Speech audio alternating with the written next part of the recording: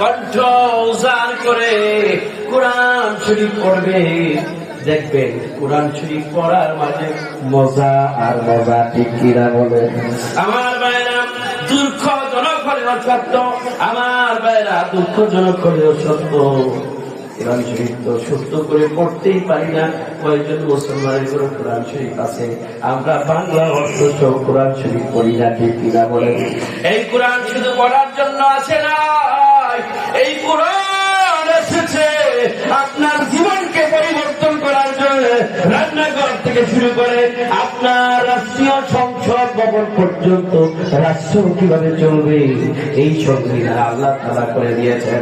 সুতরাং আমার ভাইরা এই কোরআন আমরা পড়তে রাজি আছি না ভাই?